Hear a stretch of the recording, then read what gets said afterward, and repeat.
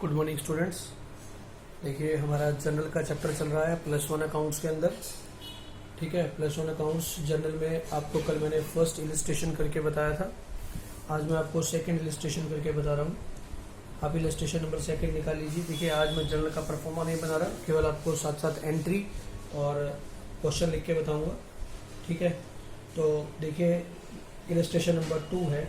इसमें कह रहा है कि enter the following transaction in the journal of Yashraj and sons, chapter number 9 journal 9.9 page पे आपको मिलेगा। इलस्ट्रेशन नंबर 2 बोल रहा है कि यशराज एंड सन्स की बुक्स में आपको जर्नल का तैयार करके दिखाना है। सबसे पहले अप्रैल 7 की एंट्री है। मैं क्वेश्चन लिख देता हूँ। 7 की एंट्री में क्या इसने बोला हुआ है, सोल्ड गुड्स फॉर कैश। देखिए यहाँ लिखा हुआ है सोल्ड गुड्स फॉर कैश 13,000। आपने 13,000 रुपये की गुड्स को क्या किया है, कैश में सोल्ड किया है। अब आपको सिर्फ यहाँ से समझना है। देखिए ये क्या बताने जा रहा है आपसे, कहता है सोल्ड गुड्स फॉर कैश। आपको ये पता है गुड्स को बेचना आपका एक रिवेन्यू नेचर का ट्रीटमेंट है। गुड्स सेल की है तो आपकी एक इनकम है, यानी कि नॉमिनल अकाउंट है। और कैश में अगर आपने बेचा है तो ये आपका रियल अकाउंट है। आप दोनों में से किसी भी एक को उठा करके उसकी एंट्री कर सकते हैं। ठीक है, सपोज कीजिए मैं रियल अकाउंट का रूल लगाता हूँ, तो रियल अकाउंट का रूल आता है debit what comes in, credit what goes out. आपने जब कैश में गुड्स को बेचा है तो आपके पास कैश आया है और गुड्स गई हैं। कैश आपके पास आया है, डेबिट व्हाट कम्स इन, तो आप क्या लिखेंगे, कैश अकाउंट डेबिट कितने का, 13,000 का। अब 2 हमारे पास क्या है, जहाँ से हमारे को क्रेडिट का कैश नहीं गया है तो हम देखेंगे नॉमिनल को। आपने गुड्स को सेल किया है, सेल किया है तो सेल आपकी एक इनकम है। और नॉमिनल अकाउंट क्या कहता है, debit all expenses and losses and credit all income. Nominal account के अंदर हर एंट्री के नाम से वो डेबिट होती है या क्रेडिट होती है। सेल आपके लिए एक इनकम है तो सेल उसके नाम से क्या हो जाएगा, क्रेडिट हो जाएगा। आप इस तरीके से जर्नल को बनाते हैं। ठीक है, अब मैं आपको एंट्री नंबर 9 डेट की बता रहा हूँ। 9 डेट को एंट्री क्या गिवन है, कह रहा है sold goods to Mahesh, sold goods to Mahesh 15,000 की गुड्स हमने महेश को बेची है। ऊपर आपने कैश में गुड्स को बेचा था। ठीक है, यहाँ आपने गुड्स को महेश को सेल किया है तो सेम पहले सेल आपके लिए एक नॉमिनल अकाउंट है और महेश आपके लिए एक पर्सनल अकाउंट है। ठीक है, क्योंकि यहाँ पर कैश गिवन नहीं है तो इसका मतलब है कि ये एक तरह की क्रेडिट सेल है। तो अगर मैं चाहूँ तो नॉमिनल अकाउंट का रूल लगा लूँ और चाहे महेश पर्सनल का लगा लूँ। अगर मैं महेश के ऊपर रूल अप्लाई करता हूँ तो महेश का पर्सनल अकाउंट है, इसका रूल क्या बोलता है, debit the receiver and credit the giver. हमने महेश को सेल करी है। ठीक है, तो महेश रिसीवर है तो हम क्या लिखेंगे, महेश डेबिट टू सेल आपकी इनकम है, पहले की तरह क्या हो जाएगी, टू सेल, थोड़ा सा स्पेस छोड़ के लिखते हैं, टू सेल अकाउंट क्रेडिट हो जाएगा। महेश के साथ अकाउंट वर्ड यूज नहीं करेंगे क्योंकि हम किसी भी नेम के साथ अकाउंट यूज नहीं करते हैं। लेकिन अगर मैं महेश के बाद कोमा लगा के एस लिख दूं तब मैं महेश अकाउंट डेबिट कर सकता हूं, क्योंकि इसका मतलब हो गया महेश का अकाउंट। अकेले महेश को डेबिट किया जाएगा लेकिन अकाउंट वर्ड यूज नहीं किया जाएगा। क्लियर। यहाँ इसने कितने का गुड्स सेल किया है, 15,000 का। अब मैं आपको नरेशन नहीं करके दिखा रहा हूँ, आपको पता लग गया है। नरेशन आप सिंपली कर सकते हैं। डेट 12 की है, received cash from Mahesh. Entry है हमारी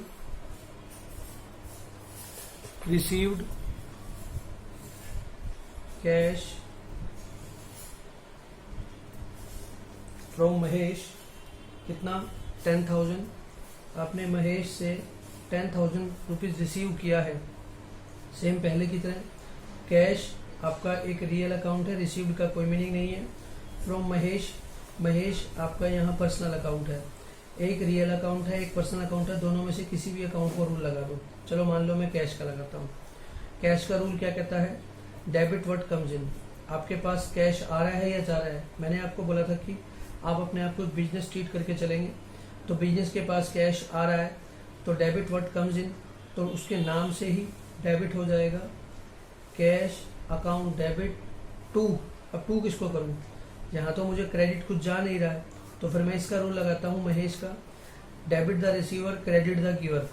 पर्सनल अकाउंट का रूल यही कहता है महेश से रिसीव हुआ है तो महेश एक गिवर है, तो मैं महेश को क्या कर दूंगा?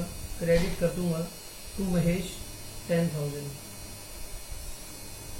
डबल एंट्री सिस्टम के अकॉर्डिंग दोनों ही डेबिट क्रेडिट के इक्वल रहते हैं, ये मैं आपको पहले ही बता चुका हूँ। Clear?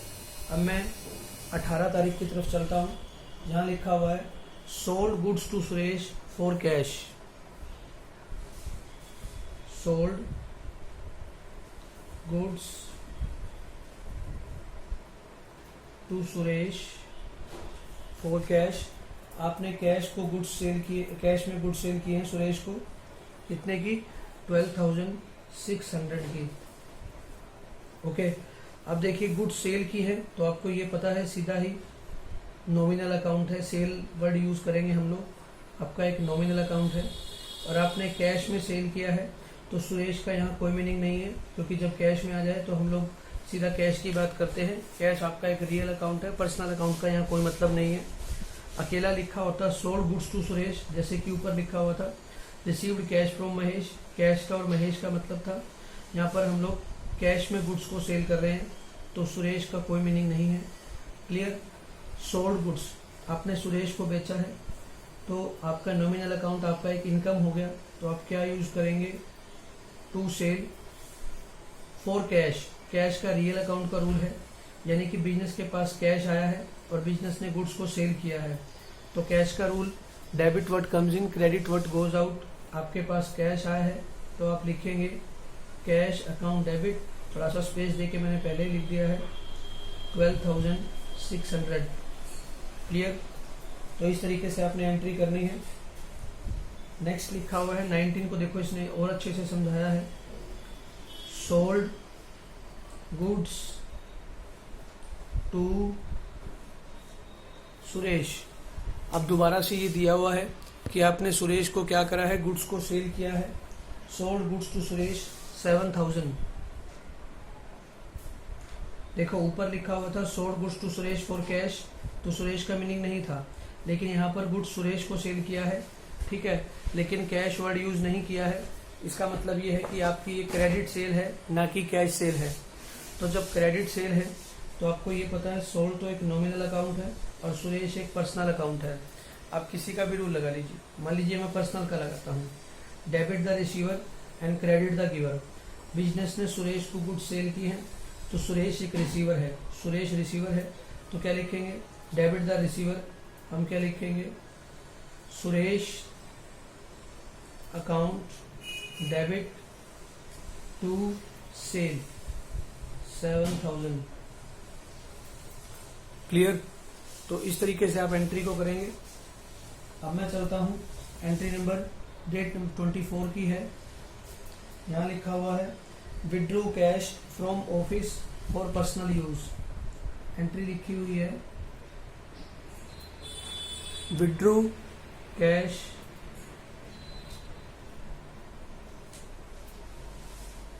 From office for personal use. Personal use के लिए बिजनेस से कैश निकाला है। देखिए, जब भी आप ऑफिस के काम के लिए कैश निकालते तो उसका ट्रीटमेंट अलग होता, लेकिन यहाँ आपने कैश अपने पर्सनल यूज के लिए निकाला है बिजनेस से, तो आपको ये पता है 2,500 है, वो आपके लिए एक ड्राइंग है। जब भी आप पर्सनल काम के लिए चाहे कैश निकालते हैं और चाहे बिजनेस से कोई गुड्स निकालते हैं, ठीक है, मैं दोनों ही एंट्री को यहाँ भी क्लियर कर देता हूँ। आपने बिजनेस से कैश निकाला है पर्सनल यूज के लिए, तो वो आपके लिए ड्राइंग है, ठीक है, तो ड्राइंग आपके लिए एक तरह का एक्सपेंस हो गया। अब क्या लिखेंगे? Drawing account debit. और बिजनेस से कैश चला गया है तो कैश एक रियल अकाउंट है, ठीक है, credit what goes out. Business से कैश गया है तो आप क्या लिखेंगे?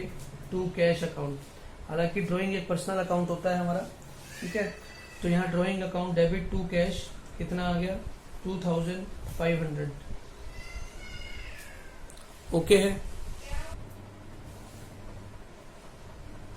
24 तारीख के बाद हम लोग चलते हैं 29 तारीख की तरफ। पेड वेजेस, आपने वेजेस को पे किया है जिसका अमाउंट है 450 रुपीज। देखिए वेजेस पे किया, वेजेस आपको पता है एक तरीके का एक्सपेंस होता है। Wage, discount, travelling expense, rent, ये सभी क्या है आपके एक्सपेंस और इनकम होती हैं। वेजेस अगर पे करते हो तो एक्सपेंस है, ठीक है। रेंट अगर पे करते हो तो एक्सपेंस है, रेंट अगर रिसीव करते हो तो इनकम है। तो ये एक नॉमिनल अकाउंट है, ठीक है। यहाँ पर आउटस्टैंडिंग या एक्रूड या प्रीपेड वर्ड नहीं है, तो इसका मतलब ये है कि इसने वेजेस पे कर दिया है। तो वेजेस हमेशा नॉमिनल अकाउंट का रूल कहता है डेबिट ऑल एक्सपेंसेस, उसके नाम से ही डेबिट होता है। आप लिखेंगे wages account debit to cash, 450 की आपने क्या कर दी है, पेमेंट कर दी है। क्लियर? तो इस तरीके से आप लिखते हैं, ओके। नेक्स्ट आपको दिया हुआ है डेट 30 की जो ट्रांजैक्शन गिवन है, ये बोल रहा है paid salary to Gopal, paid salary to Gopal, Gopal को सैलरी पे करी है। ध्यान रहे यहाँ पर पेड सैलरी है तो गोपाल का यहाँ कोई मतलब नहीं है। कोई भी एक्सपेंस है, एक्सपेंस नॉमिनल अकाउंट है, वो उसके नाम से लिखा जाता है। आप क्या लिखेंगे, सैलरी अकाउंट डेबिट टू, आपने पे कर दिया तो इसका मतलब हो गया सैलरी टू कैश।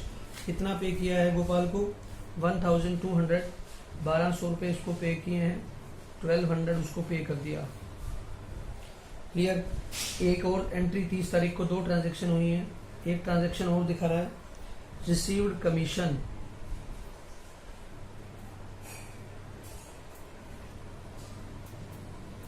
रिसीव, आपने यहाँ पर पहली बार देखो रिसीव किया है, रिसीव्ड कमीशन 200। अभी तक आप लोग पे ही पे कर रहे थे, अब आपने कमीशन रिसीव किया है, तो ये भी एक नॉमिनल अकाउंट है। आपको पता है सेल करना, परचेज करना, commission, discount, salary, wages, rent, जितने भी एक्सपेंस हैं वो सभी आपके नॉमिनल अकाउंट में आते हैं। जितनी भी इनकम है आपकी वो सभी नॉमिनल अकाउंट में आती है। नॉमिनल अकाउंट का रूल कहता है debit all expenses and credit all income. तो कमीशन यहाँ पर आप रिसीव कर रहे हो तो एक इनकम है, तो आप उसको क्रेडिट कर देंगे टू कमीशन रिसीव्ड, या खाली कमीशन क्रेडिट में लिखेंगे तब भी इसका मतलब है कि आपने रिसीव किया है। अब रिसीव किया है तो आपके पास कैश आया होगा, बिजनेस के पास कैश आया है तो आप लिखते हैं debit what comes in, cash account debit to commission received. Clear? तो ये था आपका एंट्री। इसी तरीके में अगर मैं यहाँ रिसीव्ड की जगह लिख देता हूँ कमीशन पेड, या लिख देता हूँ, आप इसकी जगह लिख सकते हो कमीशन अलाउड। अलाउड का मतलब भी यही होता है कि आपने कमीशन दिया है और कमीशन पेड दिया हुआ है। तो देखिए दोनों ही आपके लिए पे किया है तो आपके लिए एक्सपेंस है, अगर रिसीव करते तो इनकम होते है। तो ये नॉमिनल अकाउंट ही, नॉमिनल अकाउंट में डेबिट ऑल एक्सपेंसेस उसके नाम से एंड क्रेडिट ऑल इनकम। ऊपर इनकम थी तो क्रेडिट कर दिया, यहाँ आपने कमीशन अलाउड किया है तो एक्सपेंस है, तो आप कमीशन को क्या कर देंगे, डेबिट कर देंगे, और टू क्या लिख देंगे, कैश, कमीशन टू कैश, क्योंकि debit what comes in, credit what goes out. आपने जब कमीशन दिया है तो आपके लिए एक्सपेंस हो गया, तो आप उसको क्या कर देंगे, क्रेडिट कर देंगे। इस तरीके से आपका ये एंट्री पूरी हो गई, ठीक है। इलस्ट्रेशन नंबर 2 था ये आपका। अब हम चलते हैं इलस्ट्रेशन नंबर 3 की तरफ। आप अब इलस्ट्रेशन नंबर 3 निकाल लीजिए, ठीक है। पेज नंबर 9.11 डीके गोयल की बुक है। आइए उसके बारे में अब आपको बताते हैं। पहली एंट्री लिखी हुई है इलस्ट्रेशन नंबर 3 विशाल ब्रदर्स की है। ऊपर क्वेश्चन में क्लियरली लिखा हुआ है record the following entry in the journal of Vishal brothers, page number 9.11। केवल इसमें 6 ही एंट्री है। देखिए पहली एंट्री क्या लिखी हुई है, commenced business with cash. Commenced का मतलब हो गया start business with cash 5 lakh rupees. 5 lakh रुपए से उसने बिजनेस स्टार्ट किया है, मैंने 5L लिख दिया, 5 लाख। ठीक है, अब देखो आपको अपने आप को बिजनेस मान के चलना है। बिजनेस स्टार्ट किया गया है तो बिजनेस के पास कैश आया है। बिजनेस क्या लिखेगा, डेबिट व्हाट कम्स इन। आप क्या लिखेंगे, debit what comes in, cash account debit 5 lakh rupees. Commenced मालिक ने स्टार्ट किया है तो हम लोग क्या लिखते हैं, टू कैपिटल, क्योंकि बिजनेस में कैपिटल इंक्रीज हुई है और कैपिटल जब भी इंक्रीज होती है हमेशा क्रेडिट होती है और कैपिटल डिक्रीज होने पर हमेशा डेबिट होती है। क्लियर। ये आपकी एंट्री नंबर 1, डेट 1 था मई 1 और अब मई 2 की बात कर रहा है। देखिए यहाँ क्या बता रहा है, goods purchase from Mahesh for cash.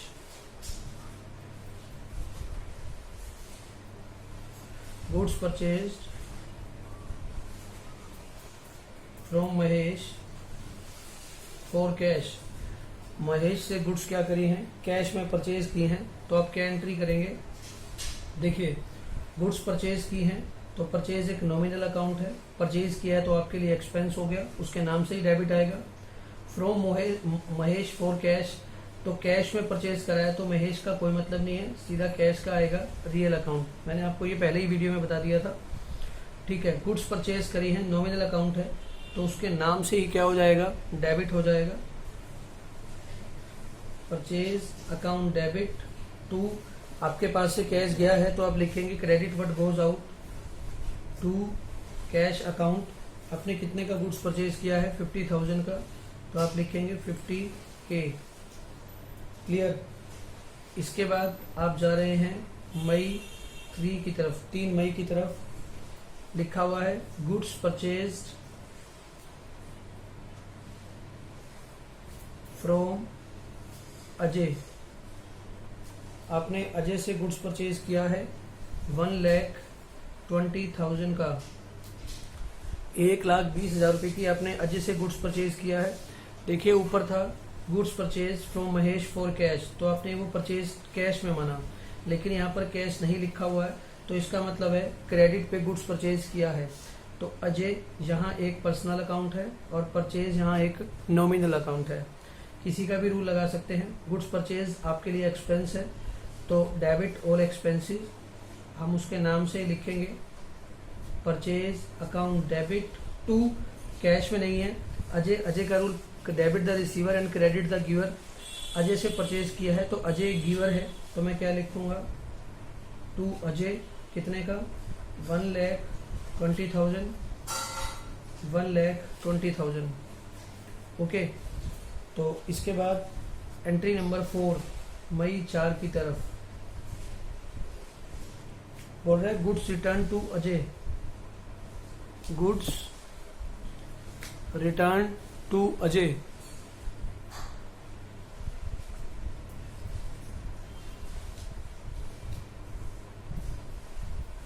Ajay को गुड्स क्या की हैं, वापस की हैं, कितने की, 5,000 रुपीज की। हाँ जी 5,000 ही है, 5,000 की गुड्स अजय को वापस करी हैं। देखिए जब भी आपने गुड्स परचेज किया था तो वो आपका एक एक्सपेंस था, ठीक है, लेकिन यहाँ पर अब आपने क्या किया है, गुड्स को वापस किया है तो आपके एक्सपेंस क्या हो रहे हैं, रिड्यूस हो रहे हैं। क्लियर है। तो जब आपके एक्सपेंस इंक्रीज होते हैं तो आप उसको उसके नाम से डेबिट करते हैं, लेकिन यहाँ है तो आपका नॉमिनल अकाउंट ही, लेकिन एक्सपेंस आपके रिड्यूस हो रहे हैं तो इसका मतलब आपके लिए एक इनकम हो गई, आपको कम पैसा पे करना है। ठीक है, तो हम इसको क्या करेंगे, क्रेडिट करेंगे। ठीक है, रिटर्न टू अजय, अजय को वापस कर रहे हैं। अजय एक पर्सनल अकाउंट है, debit the receiver and credit the giver. Ajay receiver है क्योंकि अजय गुड्स को वापस रिसीव कर रहा है, तो डेबिट द रिसीवर, पर्सनल के रूल के अकॉर्डिंग हम अजय को क्या कर देंगे, डेबिट कर देंगे। अजय डेबिट टू, हम लोग वर्ड क्या यूज करेंगे, जब गुड्स को वापस करते हैं तो हम लिखते हैं टू परचेज रिटर्न। आपने जो गुड्स परचेज किया था अब उसको रिटर्न कर दिया, कितने का, 5,000 का। और अगर मैं नॉमिनल अकाउंट का भी रूल लगाता हूं तो आपकी जो एक्सपेंस है वो कम हुआ, यानी कि आपके लिए एक प्रकार की इनकम हो गई, तो आप उसे क्रेडिट कर देंगे और अजय आपका क्या हो जाएगा, डेबिट। एक्चुअल में ये इनकम होती नहीं है, लेकिन हमारे को पेमेंट कब करनी है तो इसलिए फायदा हो जाता है। ठीक है, अब हम चलते हैं नेक्स्ट एंट्री की तरफ। एंट्री नंबर 8 तारीख की तरफ चलते हैं। 8 तारीख को इसने बता रखा है goods sold to Rajeev, goods sold to Rajeev कितने का, 40,000 का। 40,000 का गुड्स राजीव को सेल किया हुआ है। अब सेल आपके लिए नॉमिनल अकाउंट एक इनकम है, तो आप सेल को क्या करते हैं, इनकम है तो क्रेडिट होगा, और राजीव एक रिसीवर है तो डेबिट द रिसीवर। राजीव को क्या कर दूंगा, डेबिट टू सेल, कितने से, 40,000 से। क्लियर। अब मैं चल रहा हूं 12 तारीख की तरफ, जहां बोल रहा है Rajeev return 10% of goods. Rajeev return 10% of goods, यानी कि जो गुड्स हमने राजीव को सेल की थी उसने उन गुड्स का 10% हमारे को वापस कर दिया। सबसे पहले हमारे को परसेंट निकालने आना चाहिए। आपने उसको 40,000 का गुड्स सेल किया था, 10% अमाउंट हो गया 4,000। राजीव ने 4,000 का गुड्स हमारे को क्या कर दिया, रिटर्न कर दिया। तो जब राजीव ने 4,000 का गुड्स रिटर्न किया, राजीव एक पर्सनल अकाउंट है, रिटर्न वापस किया उसने 10% ऑफ गुड्स यानी कि हमने सेल किया था और वो वापस आ गया। ठीक है, तो हमारी इनकम क्या हो गई, कम हो गई। तो राजीव एक गिवर है, debit the receiver credit the giver. Rajeev ने हमारे को गुड्स वापस किए हैं, तो according to personal account to Rajeev कर देंगे, कितने का, 4,000 का। लेकिन डेबिट में क्या आएगा, देखिए गुड्स सेल किया था तो आप क्रेडिट करते हैं, और जब गुड्स सेल की हुई वापस आती है तो हम उसे क्या लिखते हैं, सेल रिटर्न, क्योंकि आपकी इनकम क्या हो गई है, कम हो गई है, कम हो गई, यानी कि आपके लिए एक तरह का एक्सपेंस ही हो गया। तो आप उस सेल रिटर्न को क्या कर देंगे, डेबिट कर देंगे, कितने अमाउंट से, 4,000 से। ठीक है, तो इस तरीके से आपका ये क्वेश्चन पूरा हो गया। अब आगे चलने से पहले मैं एक बात आपको यहाँ फिर से बता देता हूँ। जब भी आप गुड्स को परचेज करते हैं तो आप लिखते हैं परचेज अकाउंट डेबिट, लेकिन जो परचेज की हुई गुड्स है अगर आप उसे वापस करते हैं तो हम उसे बोलते हैं परचेज रिटर्न। तो परचेज यहाँ डेबिट हुआ था, लेकिन परचेज रिटर्न हमेशा ही क्या होता है, क्रेडिट होता है। देखो मैंने टू लिख दिया, टू परचेज रिटर्न लिखा जाता है। ओके, इसी तरीके से जब आप गुड्स को सेल करते हैं, जब आप गुड्स को क्या करते हैं, सेल करते हैं, तो सेल आपका क्रेडिट होता है, हमेशा टू सेल लिखा जाता है, यानी कि सेल आपकी हमेशा क्रेडिट होती है और परचेज आपकी डेबिट होती है। लेकिन वही सेल जब वापस की जाती है, हमारे को कोई कस्टमर अकॉर्डिंग टू क्वालिटी नहीं होता है, जो उसने डिमांड किया है उसके अकॉर्डिंग नहीं होता है, या एक्सेस चला जाता है तो वो हमें वापस कर देता है, तो उसे हम बोलते हैं सेल रिटर्न। सेल हमेशा क्रेडिट होती है, लेकिन सेल रिटर्न हमेशा क्या होता है, डेबिट होता है, उल्टा लिखा जाता है। Purchase debit, purchase return credit. Purchase expense था, डेबिट हो गया, एक्सपेंस कम हुए तो क्रेडिट कर दिया गया, टू लिखा है, देख सकते हैं आप। सेल किया तो आपकी इनकम है, क्रेडिट हो गई, लेकिन सेल वापस आ गया तो सेल कम हो गया, सेल रिटर्न, उसको हम क्या बोलते हैं, डेबिट लिखते हैं। इस बात को हमें ध्यान रखना है हमेशा। आगे इन एंट्रीज की बहुत ज़्यादा ज़रूरत पड़ेगी, इसको 2 बार आप लिख कर भी देख लीजिएगा। ठीक है, इस वीडियो में इतना ही रहेगा। नेक्स्ट वीडियो में हम आपको डिस्काउंट के बारे में बताएंगे। आप फिलहाल इलस्ट्रेशन नंबर 3 तक और अनसोल्ड 3 आसानी से कर सकते हैं।